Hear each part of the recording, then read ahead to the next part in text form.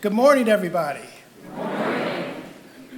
My name's Adam Clark, and I am a professor of theology at Xavier University, where Dr. Sarah Melcher was the former chair and my former boss.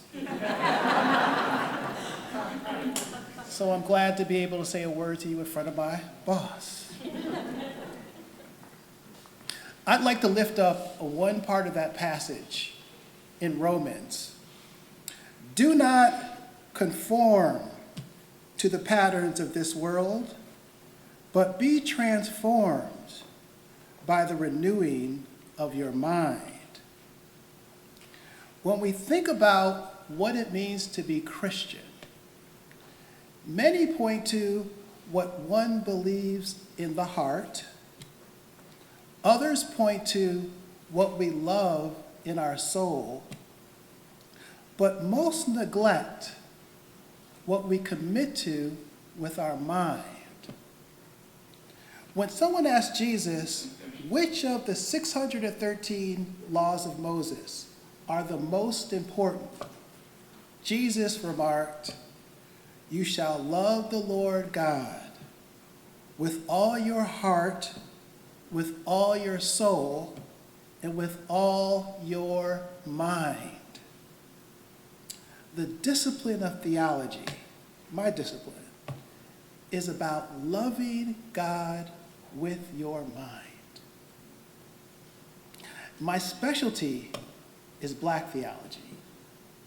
And since this is Black History Month, I'd like to share a little bit about what that means to you.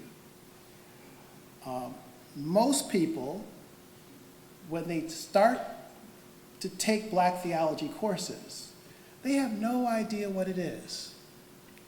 Many think it's a course on race relations. Some think it's a course on just the Black church. But Black theology is a Jesus-oriented discipline. And in order to share some of that with you, I wanted to go to the writings of Howard Thurman, who's an African-American mystic and mentor to Martin Luther King Jr. and many of the civil rights workers. In 1935, he went on a pilgrimage of friendship to see Mahatma Gandhi. This was a great kind of event to go over to India to meet Mahatma Gandhi and learn some of the practices of nonviolence. I left my. Here we go. I want to read a passage of what he said, how he recounts that trip. In the fall of 1935, I was serving as a chairman of the delegation sent on a pilgrimage of friendship from the students of America to the students of India, Burma, and Ceylon. It was at a meeting in Ceylon that the whole crucial issue was pointed out to me in a way I can never forget. At the close of a talk before the Law College on civil disabilities under states' rights in the United States, I was invited by the principal to have a cup of coffee. We drank our coffee in silence. After the service had been removed, he said to me, "What are you doing here? I know what the papers say about this pilgrimage of friendship, but that's not what I'm asking about. What are you doing here? This is what I mean," he goes on to recount. "More than 300 years ago, your forefathers were taken from the west coast of Africa as slaves. The people who dealt in the slave traffic were Christians. One of your most famous Christian hymn writers, Sir John Newton, made his money from the sale of slaves to the New World. He is the man who wrote, 'How sweet the name of Jesus sounds, and Amazing Grace. There may be others, but those are the only ones I know. The name of one of the most famous British slave vessels was named Jesus. The men who bought the slaves were Christians. Christian ministers, quoting Christian Apostle Paul, gave sanction of religion to the system of slavery. Some 70 years or more ago, you were freed by a man who was not a professing Christian, but rather was the spearhead of certain political, social, and economic forces, the significance of which he didn't understand himself. During all the periods since, you have lived in a Christian nation in which you were segregated, lynched, and burned. Even in church, I understand, there is segregation. One of my students who went to your country sent me a clipping telling me about a Christian church in which regular Sunday worship was interrupted so that many could join a lynch mob against one of your fellows. When it had been caught and done to death, they came back to resume worship of their Christian God. And then he looks at him, he says, I'm a Hindu. I do not understand. You are in my country, standing deep within the Christian faith and tradition.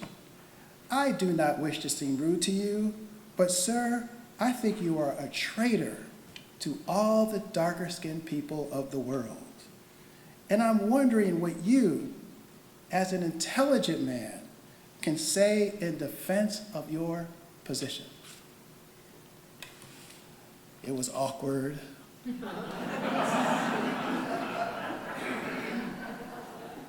That was a tough cup of coffee. And Howard kind of looked back and struggled, and he said the conversation lasted for over 5 hours. And he was really struggling to give an account, to give a justification of how he was maintaining loyalty to this faith. And he came up with making a distinction between the religion of Jesus and the religion about Jesus. The religion of Jesus is an attempt to experience God the way Jesus experienced God. The religion about Jesus is everything people have said about Jesus that gives justification to slavery, to colonialism, to apartheid. So Thurman's insight becomes a precursor to Black and liberation theology with its focus on the historical Jesus. The historical Jesus is focusing on the humanity of Jesus, not just the deity or the lordship, but the humanity of Jesus. Who was Jesus as a human being? And for liberationists, they start with the incarnation. How did God incarnate into not just anything, but a specific historical person? For example, if you and I were going to incarnate once again, right, we would probably incarnate to someone who was at a higher level than what we are. Maybe someone with more money, someone with more leisure time, someone who had a better life than we presently occupy. But the fact that God incarnated into a rejected, oppressed person says something about God's view of the human condition and the way Christians ought to be orientated toward. So Jesus was not born in a palace, wasn't born in a house, not even an inn. Jesus was born in a manger with barnyard animals. You know, like when you're going in the rural area and you have those crazy smells and you have to roll up the window? That's where Jesus was born, right? He was born to teenage parents, unwed teenage parents. So the account of Jesus' birth is not a royal birth. It's really the birth of an outcast. He had no formal education, right? That was part of his charge, that he was speaking without a preaching license, right? He didn't have enough qualifications.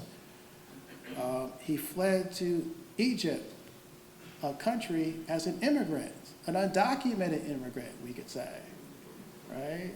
He didn't have the protections of Roman citizenship like the Apostle Paul did, meaning that if someone kicked Jesus into a ditch, he couldn't sue, he couldn't call the police. He had no legal protections.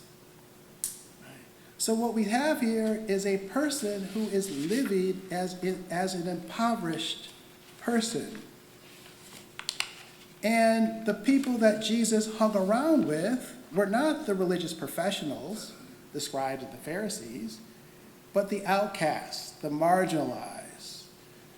He hung out with lepers, laborers, immigrants, sex workers, everybody who forms the community of the unexpected.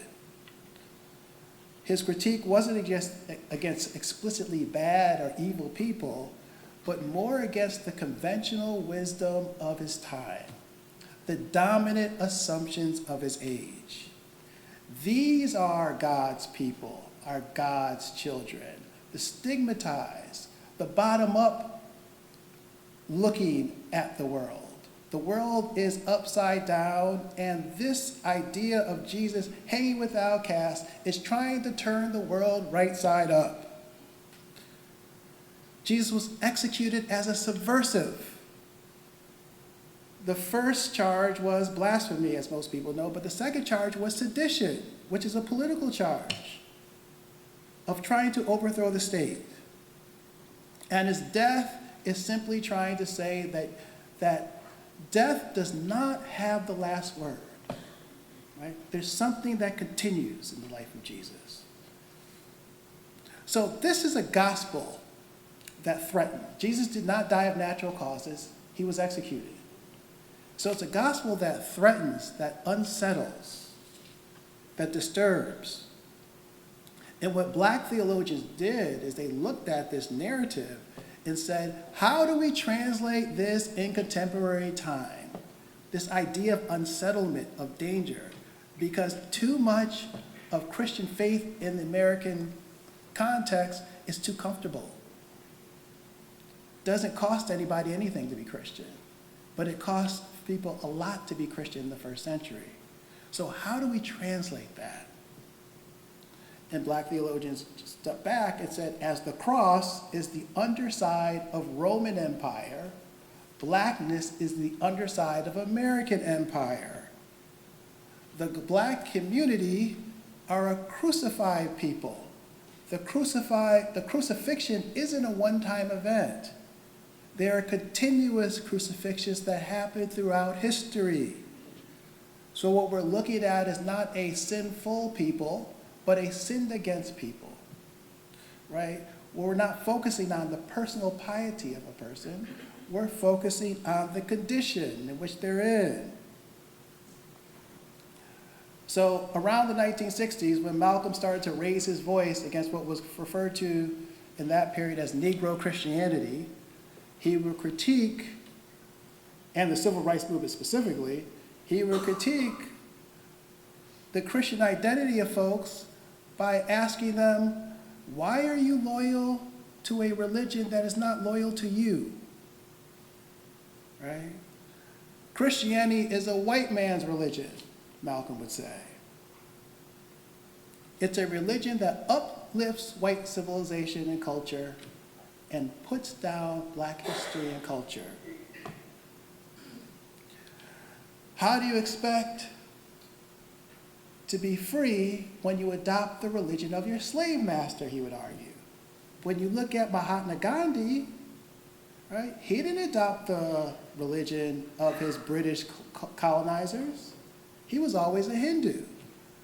Only the Negro American, he would argue, adopts the religion of their slave master and expects to be free by it. So Malcolm would critique the very Christian identity and say, get out that white man's religion, you need to start a black religion. Now, there were a bunch of people, radical black clergy at the time, who were listening to Malcolm, but loved Jesus at the same time. And that became the hallmark of black theology. The first theological question became, what does it mean to be black and Christian at the same time? How do you reconcile that? And what they drew upon was the legacy of Malcolm X.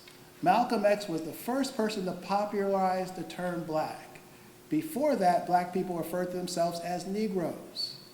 And that's not just a semantic distinction, that is a reconceptualization of what it means to be human. A Negro was a deferential posture to whiteness. Blackness was seen as a self-affirming identity, right? A radical self-affirmation of your human identity. The second moment was to adopt King's vision of Christianity. And King had a very different vision of Christianity than Billy Graham, who was the dominant paradigm at the time. Billy Graham would go on his crusades and talk about give your heart to the Lord, and it was a personal salvation message. King was always getting arrested. Even his own daughter would look at him and say, how are you a minister, Daddy, if you're always in jail? Ministers don't go to jail. They follow the law. But King reformulated that Christian faith. It made it a social justice message. So what does it mean to be black? Malcolm. What does it mean to be Christian? Came from King. And later on, the critique, black women came into the picture and started to say, this Malcolm and King are good, but y'all not critiquing gender enough. So they picked up the image of Hagar, who was the Egyptian slave woman who was enslaved servant to Abraham and Sarah. And they took that and added that to the discourse of black theology. So the task of black theology is to hold American Christianity accountable to Christianity's prophetic roots. In the Bible, you have two dominant streams. You have a priestly tradition and a prophetic tradition. The prophetic tradition comes from Moses. The priestly tradition comes from Aaron. And black theology follows the prophetic tradition, which is to make people uncomfortable, to call a nation to be higher, to point out the contradictions and call people to be better than that. So how does a faith, they wondered, that claims to transcend race become so paralyzed by the color bar? The social imagination of Christian faith, black theologians argued, is disfigured and diseased. It understands himself to be floating to float above race, above culture, and above place, but is deeply wedded to racialized social existence. And we can see this in the voting patterns of Christian today, right? How is it that 81% of the evangelical Christians and the majority of Christian voters altogether voted for a man who championed birtherism, voted for a man when he saw neo-Nazis and Ku Klux Klan people marching, made a false moral equivalence between them and their protesters? How can they vote for a man who talks about all non-white countries as S-hole countries, Mexicans as rapists, and then claims to be the least racist person you ever met? Right? How could I not point out that contradiction when I'm a Christian? The president of Liberty University, Jerry Falwell Jr., said, "Christians have found their dream president." This constitutes a crisis of Christian identity, of the public meaning of Christian faith. What kind of Christianity are you talking about? How can a people who identify as Christian have such allegiance to a political figure whose behavior and policies seem so dramatically at odds with the words and actions of Jesus? Black theology makes a distinction between the religion of whiteness and historic Christianity. And when I say whiteness, I'm not just talking about color alone. I'm talking about race, I'm talking about money, I'm talking about status, power, and desirability. And where you fall on the scales between desirability and disposability is what I'm talking about, how that is organized in the United States. That's distinct from historic Christian faith. Matthew 25 is the only place in the New Testament that makes an explicit link between the kingdom of God and certain practices, and they're all to the poor. "For I was hungry, you gave me something to eat. When I was thirsty, you gave me something to drink. When I was a stranger, you invited me in. When I needed clothes, you clothed me. When I was sick, you looked after me. When I was in prison, you visited me. When did I do this to you, Lord? When you did it to the least of us, you did it unto me." That should be the Christian criteria for the kingdom. But in opposite to that, we have a president who locks up the non-white stranger, who defunds the hungry, who poisons the water for the thirsty, who gets rid of health care for the sick, who gives permanent tax cuts to the rich and nothing for the least of these. What Jim Wallace, president of Sojourners magazine, who's a white evangelical himself, was asked about these contradictions, said, "Why do all these white evangelicals have such allegiance to a person whose behavior and policies doesn't match up with their explicit criteria?" And he says, because they're white before they're evangelical. That their whiteness controls the category of the evangelical and interprets it in a way. And that kind of racial tribalism has more of a hold on them than the religion of Jesus. So to be a Christian in this age means to not conform to the received traditions of society, but to be creatively maladjusted, to be transformed nonconformists, and confront this type of social imagination and reimagine our life together. And Black theologians participate in this attempt by articulating a counter-framing story, a contrast narrative to the dominant framing story of our time.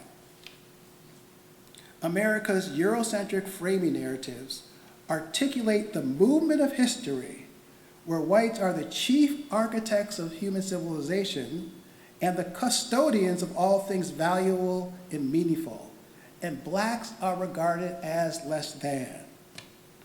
Racial division was embedded in America's dominant framing stories.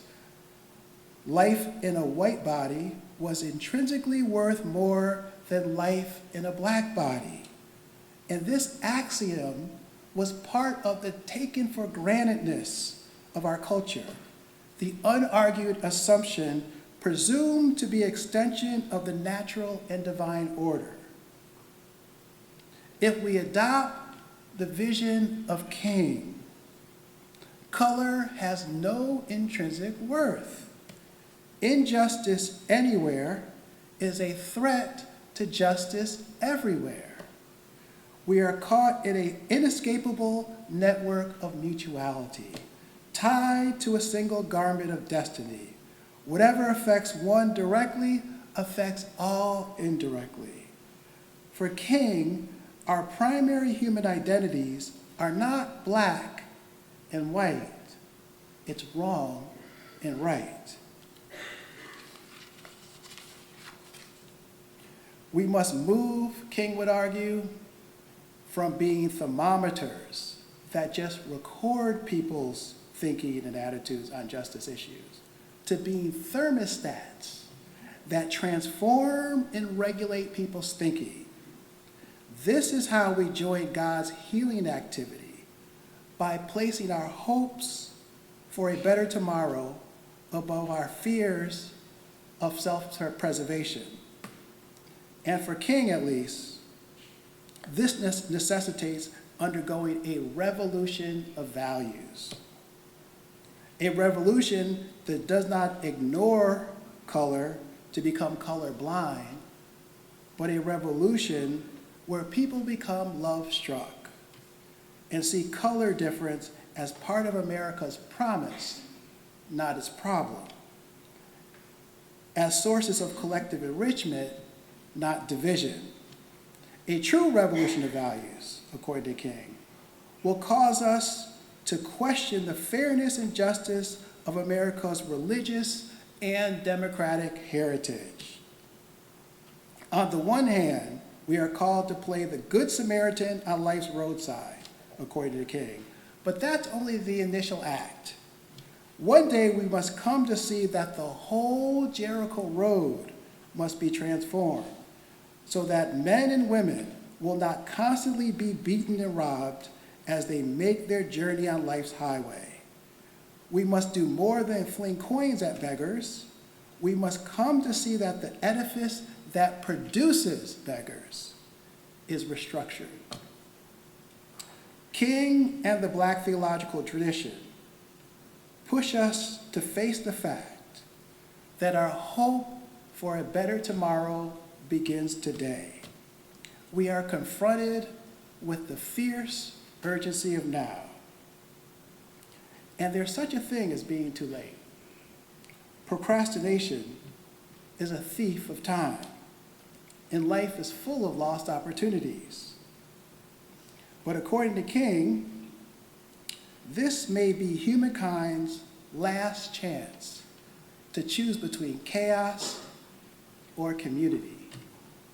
So we have to choose wisely, because as the writer of Genesis says, God gave Noah the rainbow sign. No more water, fire next time. Amen.